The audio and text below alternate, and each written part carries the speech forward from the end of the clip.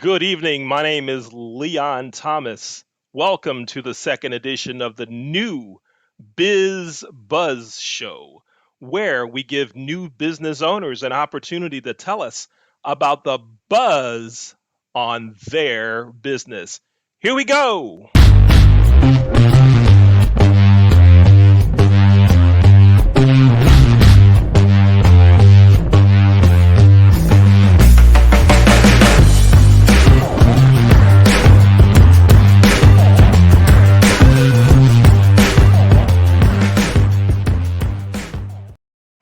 We're here again for the Biz Buzz Show. My name is Leon Thomas. If you have a business that you'd like to promote here on the new Biz Buzz Show, or you know someone that does, please ask them to send me an email. My email address is LeonTheTrainer at gmail.com. We'd love to have new businesses right here that we can help promote. Looking forward to helping you. In fact, our guest from last week, Noah Baldwin, who had the soap business, many of you saw that episode. We sent the episode of New Business Buzz to a few Buffalo news stations, and they ran stories on her today.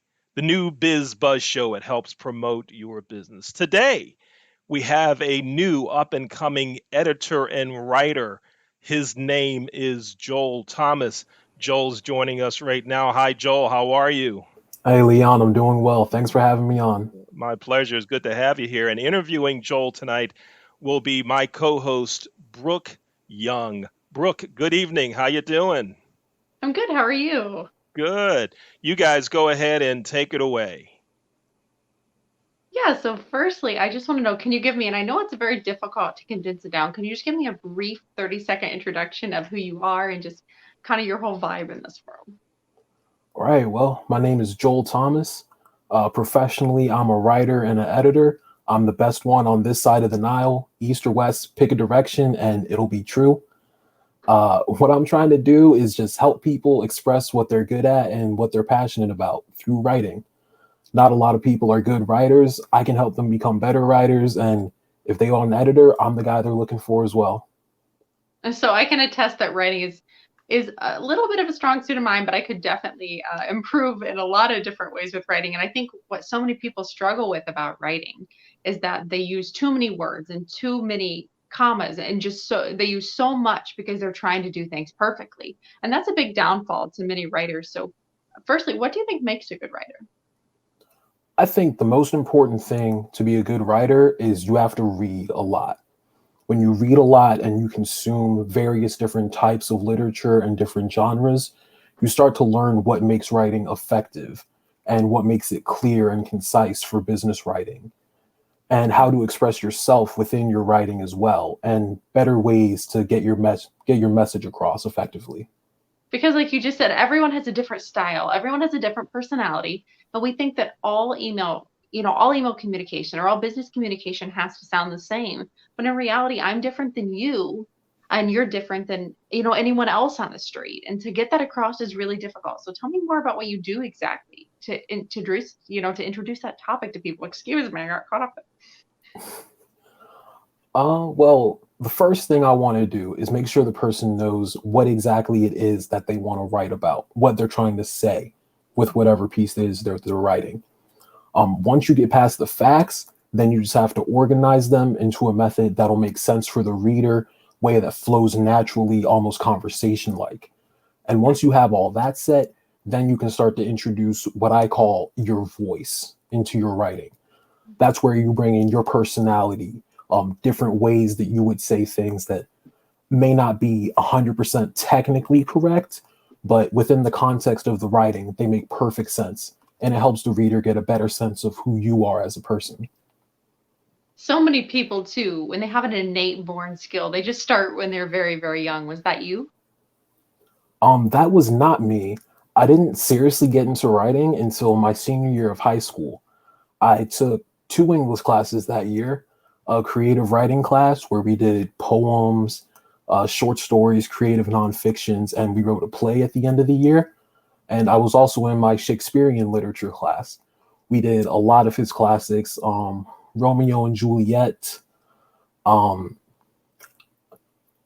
what's the Julius Caesar? We did Julius Caesar I'm too. not We an did a lot expert of on them. that. I couldn't tell you. And I love that though, because so many people feel that there's a cap on learning and that there's a cap on an age in which you can learn something. And that, I'm sure you would agree with, is not true as well. So I wasn't the world's best writer. I was always okay, but I never really was a standout in terms of writing. But just in January, I published my own children's book. And that's one of the big things as well, is having intention and purpose behind what you do. And no matter what you're doing, how do you foster that? I think the most important part is passion. If you're passionate about what you do, then you'll be good at it.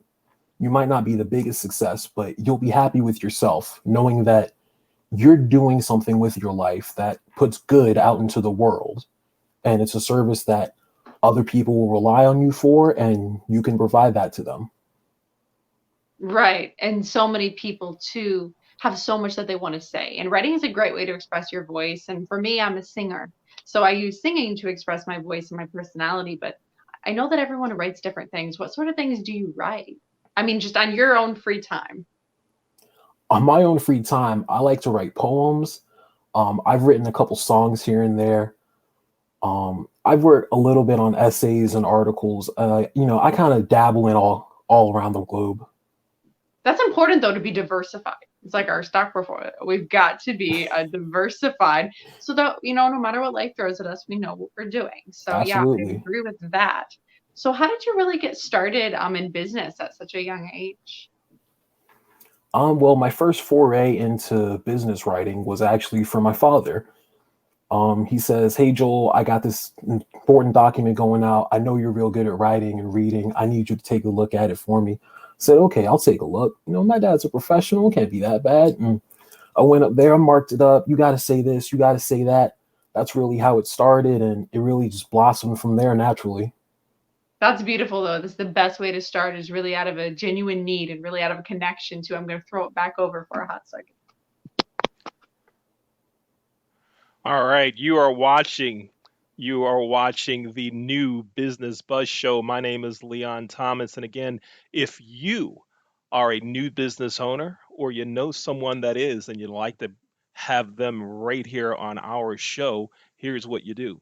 Send me an email. My email address is LeonTheTrainer@gmail.com. We'll make contact with them, get them on the show, and get the buzz about their biz started. Brooke, back to you. So I want to dive into a whole new realm of topic now. I hear that you're a sports fan. I am a sports fan as well. I may not look like it, but yes, I am. So tell me, do you do any sports writing? At the moment, no, but I would love to. I would love to, absolutely. I'm a huge Ravens fan, die hard, ever since the day I was born. Watch all the games. I go to them when I can, keep up with the off-season trades and whatnot. I would absolutely love to get into the sports writing business. And just like we talked about, all of that diversification, I think that would be a great new avenue for you now. I could be writing poems of misery and poems of tears as a Browns fan since I was born. But thankfully, my poems of misery and my poems of tears would be obliterated at this point. We had a terrific season. Super grateful that we beat the Pittsburgh Steelers, which I personally did not expect. I was beyond thrilled. And yeah, I would have poems of joy, poems of gratitude at this point. So you mentioned poetry, you mentioned business writing. Who are your clients mostly? Right now, I have a few different clients. One of my clients wants to write a cookbook. I have another client, she wants to write a book about her life and how her business has impacted it effectively. What I'm most excited about, I have a client writing a book on race relations in the workplace. We've been working on that for a little bit. I'm very excited about that book. It's a great topic to write about, and I'm very glad to be working with this person. Oh, that's wonderful. And I have to tell you, my editor for my children's book was such an instrumental part of my success. Without her, I really could have done nothing, because my words didn't have a lot of shape. And that's what I noticed with writing so often, is my words did not have shape, and they did not have character. And if you would even dare say color, they weren't vibrant. They weren't like a rainbow. They're kind of a muted black and gray and dull. And when she was able to put some color into those words and some vibrance, it made a huge, profound difference. And that's what a good editor, that's what a good writer, really, and essentially a good communicator can do. Absolutely, absolutely. What do you believe translates? So going to the speaking and the oral skills, do you believe that those kind of translate into writing? So if you would hear me write, or excuse me, if you'd hear me speak today, could you kind of write as if I was speaking? Could you give me that personality? I believe I could, yes, because I'm the best writer on the planet. So yes, I could. But speaking from a technical standpoint, absolutely. You have a conversation with someone, you get to know them and their voice and how they view things, and then you can just sort of sprinkle that on to the writing. You can layer it with all the technical know-how that you have and all your skills and all your different sentence structures and your phrases and what have you. And you can really make it seem like a person is talking to you through the words instead of just you're reading a paper. And things are so black and white just on a page. And the words don't jump off sometimes. When you're reading a book, we all know that horrible novel that we put down because the dialogue doesn't engage us or the characters are not developed enough. And that's really what you're out here to prevent is one-dimensional characters that all sound the same when they talk in terms of their dialogue and sentence structure, which I think is perfect because the more engaging books we have, the more engaging reading materials we have, we get away from that screen time that we are always so wrapped up in. Right, absolutely. And the dialogue is huge because the most important thing about that is you need to remember people talk differently based on the environment they grew up in, the people they hang around now, what kind of world they live in, really. So once you remember that, it's a really simple process. Just what do they want to say? How would they say it? There's your dialogue. Wow, well, that is perfect. So just in terms of, let's switch back again. I know I'm jumping all over, but you were just too interesting. On the business writing side, what do you normally write? Is it emails? Is it proposals? Is it PowerPoints? I just want a little bit of clarification there. So right now, mostly I've done emails and letters. I've did a couple training manuals, some facilitation guides. I've worked on a few PowerPoints in my time as well. Just anything you need, I'm your guy. Kind of the jack of all trades, which I absolutely love. And as we keep mentioning throughout the conversation, important to be diversified now. How can people find you? You can find me, and my email address is joeltedits@gmail.com. That is JOELTedits@gmail.com. You can find me on LinkedIn, linkedin.com/in/Joel Thomas Writing. No, I have to say, LinkedIn is a wonderful platform for making connections, for finding new avenues and finding new people. Have you been leveraging that? Absolutely, I have. Ever since I decided to be serious about making this my business, I got on LinkedIn, set up my profile. My dad's been a wonderful help with me on that. I've been reaching out to people, trying to get new clients. It's going good so far. I really love it. Entrepreneurship is very important, and I don't think people say that enough, especially to young people. But entrepreneurship is so important because it is the future and it is the innovation of America. And for everyone to use their unique gifts, as you mentioned, and their unique talents is extremely important on so many different levels because we are all gifted in different ways and can contribute to the world in different ways. Do you feel you're living into your life's purpose or your life's work? I feel like I am, yes. I wasn't always serious about writing, but I feel like I've always had a natural affinity for words and developing them in arguments on paper.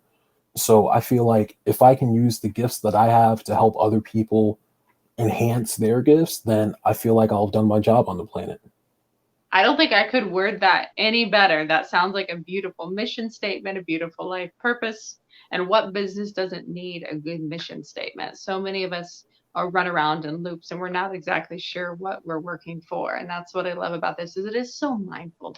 It's not mindless. Is there anything you'd want to add? Really, I just want to say, put good out into the world because you never know how long we're going to be here. So just, make the best of it. Do good with what you can. That was beautiful, especially in the year of 2020, 2021. We have seen a lot of bad things. I think we all need that positive message. We all need to stay motivated towards good things instead of getting caught in the downward spiral of media and then again, social media as well. Well, thank you so much for talking with me today. It was an absolute pleasure. Absolutely. Thank you for having me. And Joel, I have one question. Can you tell me two or three things that you see as the most common mistakes that you see when you look at others' writings? What are some of those pitfalls, some of the mistakes that folks make? Well, one of the most common mistakes I see is repetition, where you would use one word over and over and over within a short period of space. So when you're talking, you can use the same word over and over for emphasis, and the person would hear that through the inflection in your voice. But on the paper, it's different because you can't write inflection into a word. You just have to take it at face value. So when you say the same word over and over and over again, it loses the power that it had. So you can have a really strong word like preposterous. If you say preposterous 3 times a sentence for 4 paragraphs straight, nothing is preposterous anymore. One of the other big mistakes I see is talking instead of writing. Now, that's kind of tricky to define, but basically, it's not like writing a speech where you have like the points you make and you outline them and you talk about them. Talking is more the way that the words flow into your brain. That's exactly the order you put them onto the paper. You can talk a rough draft, that's fine, but you just have to remember that it's a rough draft. You have to go back and do your editing and make it technically correct first. Okay, great. Thank you. Thank you for sharing that. I appreciate it. Brooke, it's great to have you again here as our host. Joel Thomas, great to have you as our guest. And again, one more time, when folks want to get in touch with you, tell me again that email address. JoelTEdits@gmail.com. All right, we've got it. There it is, folks. Brooke Young, thank you very much for being with us today. Joel, thank you as well. And for those of you watching, thank you for being a part of the second edition of the new Bizz Buzz Show. Thanks for being here.